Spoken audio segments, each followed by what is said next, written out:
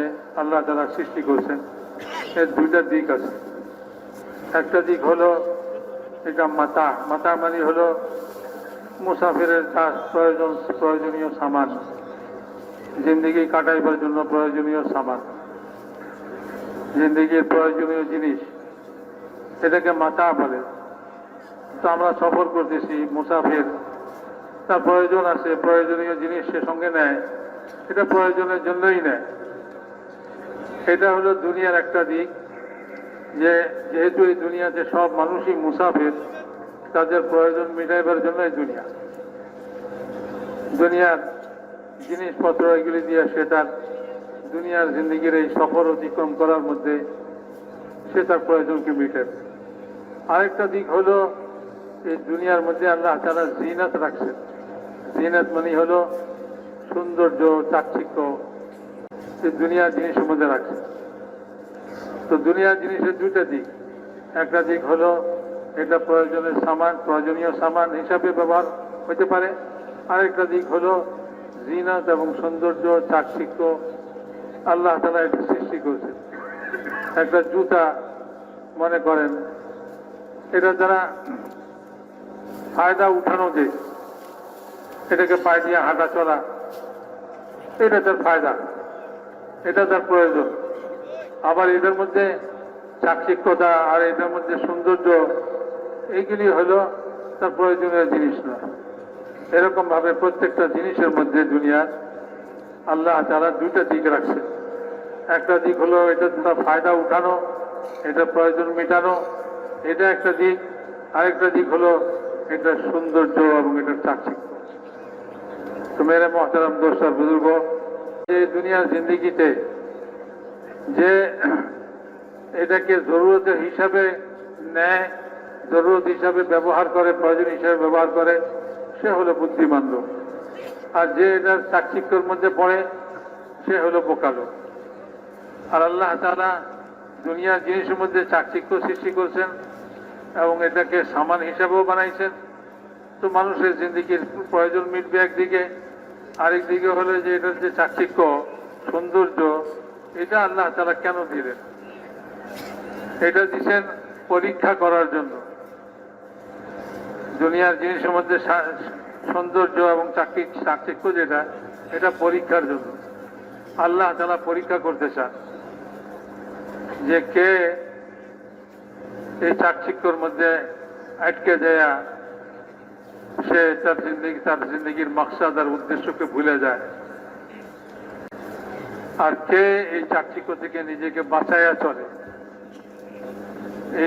এটার জন্যই আল্লাহ তাআলা দুনিয়ার সব জিনিসের মধ্যে সৌন্দর্য রাখছেন, এটার মধ্যে চাকচিক্যতা রাখছেন। তো মেরে মোহতারাম দোস্ত আর বুজুর্গ, যে চাকচিক্যর পিছনে ছুটে, দুনিয়ার এই চাকচিক্য এগুলি অল্প সময়ের জন্য ক্ষণস্থায়ী, এগুলি শেষ হয়ে যায়, চাকচিক্য শেষ হয়ে যায়। একজন মানুষ জোয়ান অবস্থায় যেরকম এই জওয়ানি খতম হয়ে যায় বার্ধক্যের মধ্যে, তার সেই চাকচিক্য থাকে না। এরকম ভাবে একটা কাপড়, নতুন কাপড়, এটার মধ্যে যে সৌন্দর্য, এই কাপড় যখন পুরানা হয়ে যাবে তো তখন এটার মধ্যে আর সেই সৌন্দর্য থাকবে না। এই চাকচিক্য এটা ক্ষণস্থায়ী, এটা চিরস্থায়ী নয়। যেই চাকচিক্যের পিছনে পড়ে সে তার মন মতো জিন্দেগি যাপন করে, সে তার চাকচিক্যর পিছনে ছুটতেছে। আসল জিন্দেগি যে উদ্দেশ্যে দেওয়া হয়েছিল যে তুমি আখিরাত বানাবে, এটাকে সে ভুলে যায়। এজন্য হাদিসে পাকের মধ্যে আসছে, আল কাইয়িসু মান দানা নাফসাহু ওয়া আমিলা লিমা বাদাল মাউত।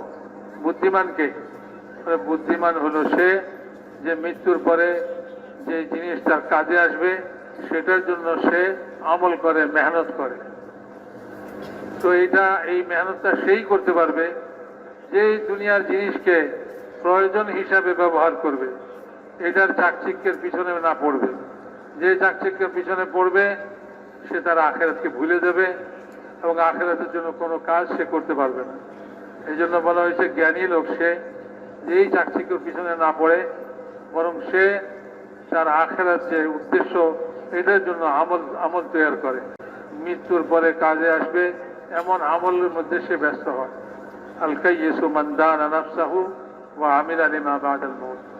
আর যে এই সমস্ত সৌন্দর্য আর চাকচিক্যের পিছনে পড়ে সে তার মন মতো জিন্দিগি, মনচাহি জিন্দিগি কাটায়।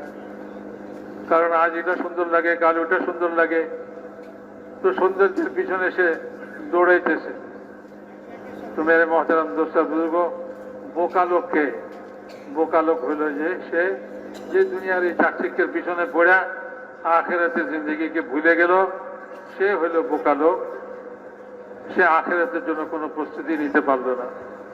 এই জন্য মেরে মহতারাম দোস্ত বুজুর্গ, দুনিয়ার দুইটা দিক, একটা হলো এটার মধ্যে প্রয়োজনও মিটে, আবার এটার মধ্যে চাকচিক্য আল্লাহ তাআলা সৃষ্টি করছেন। তো এটার চাকচিক্য এবং সৌন্দর্য যেটা, এটা হলো পরীক্ষার জন্য সৃষ্টি করছেন, যে আল্লাহ তাআলা দেখতে চান কে এই চাকচিক্যের পিছনে পড়ে তার আসল জিন্দগির উদ্দেশ্যকে ভুলে যায়। আর আরেক দিক হলো এটা একটা প্রয়োজনীয় জিনিস, সফরের সামান, সে এটা থেকে ফায়দা উঠাবে, দুনিয়ার প্রত্যেকটা জিনিস থেকে সে ফায়দা উঠাইতে পারে। যেমন একজন কৃষক জমিনে চাষ করে, আর জমিনে চাষ করা জমিন তার উদ্দেশ্য নয়, বরং এই জমিন থেকে যে ফসল হয় সে ফসল তার উদ্দেশ্য, সে ফসল উঠায়। এরকম ভাবে মেরে মহতারাম দোস্ত বুজুর্গ, দুনিয়ার সব সামানই এরকম এক জমিনের মতোই। যে জমিনকে সুন্দর দেখা জমিনের পিছে পড়লো, ফসল উঠাইল না, ফসল করলো না, সে হইল বোকালো। দুনিয়ার এই সমস্ত জিনিস, এটার মধ্যে যদি কেউ এটার সৌন্দর্যের মধ্যে লেগে যায়, এটার চাকচিক্যের মধ্যে লেগে যায়, তো সে এটা থেকে ফায়দা উঠাইল না, বরং এইটার চাকচিক্যের মধ্যে ফাঁসে গেল। আর সে তার আখেরাত এবং তার জিন্দগির মাকসাদ আর উদ্দেশ্যকে সে ভুলে গেল। যে আখেরাতের আল্লাহ তাআলা যে আখেরাত বানাইছেন, আর আমরা সবাই দুনিয়া থেকে চলতে চলতে সেই আখেরাতের দিকে যাচ্ছি। আখেরাতই আমাদের আসল ঠিকানা হবে। ওই আখেরাতের দুইটা সিফাত বলা হয়েছে। আখেরাতের মধ্যে দুইটা জিনিস আছে। একটা জিনিস হলো আখেরাত, তার মধ্যে বাঁকা, অর্থাৎ স্থায়ী, সব সময়ের জন্য। এটার মধ্যে আর পরিবর্তন নাই, বাঁকা হবে সেখানে। সেখানে বাঁকা মানে যে সেখান থেকে আর পরিবর্তন হবে না, কোথাও যাবে না, সেটাই স্থায়ী হবে। তো আখেরাতটা স্থায়ী, যেমন দুনিয়া অস্থায়ী, আখেরাত কিন্তু স্থায়ী, চিরস্থায়ী। আখেরাতের বিষয় একটা হলো এটা, যে আখেরাত চিরস্থায়ী হবে। আর দ্বিতীয় জিনিস হলো আখেরাত দুনিয়াতে যা মানুষ করবে এর বদলা পাওয়ার দিন, পাওয়ার জায়গা, বদলা পাওয়ার জায়গা। ওখানে বদলা দেওয়া হবে, বিনিময় দেওয়া হবে। তো মেরে মহতারাম দোস্ত বুজুর্গ, আখেরাত হলো স্থায়ী, আর হলো আখেরাত বদলা পাওয়ার জায়গা। দুনিয়ায় যা কিছু করবে এটার বদলা আখেরাতে পাওয়া যাবে। তো এই আখেরাতে যে বদলা পাওয়া যাবে, কিসের বদলা পাওয়া যাবে? দ্বীনের বদলা পাওয়া যাবে। যে দ্বীনের উপরে চলবে, দ্বীনের উপরে আমল বানাবে, দ্বীনি আমল বানাবে, এটার বদলা সে আখেরাতে পাবে। দ্বীন ছাড়া আর কোনো জিনিসের বদলা আখেরাতে দেওয়া হবে না, ওটার কোনো বদলা নাই। দ্বীন ছাড়া অন্য কিছু হইলে কোরআনে পাকের মধ্যে আল্লাহ তাআলা বলছেন, ওয়া মান ইয়াবতাগি গায়রাল ইসলামি দীনান ফালান ইউকবালা মিনহু ওয়া হুয়া ফিল আখিরাতি মিনাল খাসিরিন। যে আখিরাতে দ্বীন ইসলাম ছাড়া আর কোন জিনিস নিয়ে উপস্থিত হবে, ওটাকে গ্রহণ করা হবে না, এবং তাকে সে ক্ষতিগ্রস্ত হবে, সে ওইখানে ক্ষতিগ্রস্ত হবে।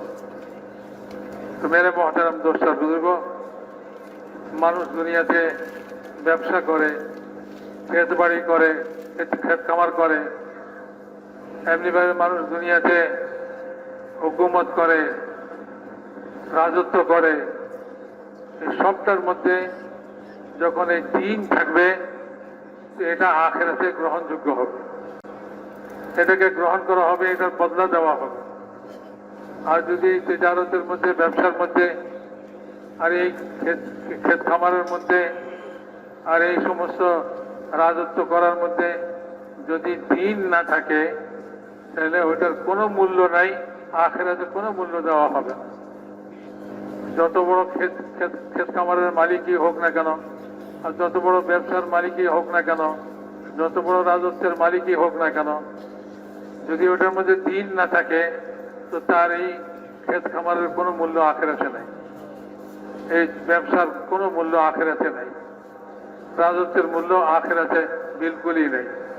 হ্যাঁ, যদি সেই ক্ষেত খামারের মধ্যে ওই দিন মোতাবেক ক্ষেত খামার করে, ব্যবসা বাণিজ্য দিন মোতাবেক করে, রাজত্ব দিন মোতাবেক করে, তো এই রাজত্ব, এই ব্যবসা, এই ক্ষেত খামার, এগুলির মূল্য সে আখিরাতে তাকে দেওয়া হবে, এর বিনিময়ে আল্লাহ তাআলা তাকে আখিরাতে দিবেন।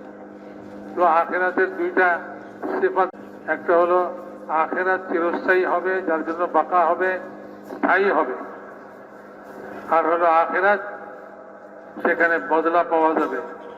বদলা পাওয়ার জন্য দুনিয়াতে যে দিন মোতাবেক আমল বানাবে, দিন মোতাবেক চলবে, এইটারই বদলা আখিরাতে পাওয়া যাবে।